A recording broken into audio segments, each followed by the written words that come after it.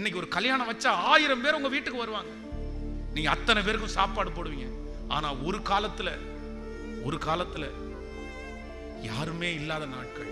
இந்த பலிபீடத்திலிருந்து நான் நினைக்கிறேன் பிள்ளை, இந்த பலிபீடத்திலிருந்து நான் நினைக்கிறேன், எங்க அப்பாவிட்ட டைரக்டா வந்து கல்யாண பத்திரிகையை கொடுத்துட்டு, எங்க அப்பா பேர் வல்சலம், நீ மட்டும் கல்யாணத்துக்கு வந்தா போதும், இல்லைன்னா உன் மனைவி மட்டும் கல்யாணத்துக்கு வந்தா போதும் அப்படின்னு சொன்னவங்க இருக்காங்க. காரணம் என்ன தெரியுமா? கல்யாணம்னு வந்துச்சுன்னா நாங்க 5 பேரும் போய் 3 நேரம் சாப்பிடுவோம் ஒரு கல்யாணத்துல. அவ்வளவு வறுமை.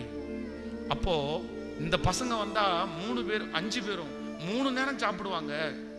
அத்தனை பேருக்கு சாப்பாடு கொடுக்க முடியாதுன்னு நீ மட்டும் வந்தா போதும்னு சொன்ன அந்த நாளை இப்ப நான் நினைக்கிறேன்.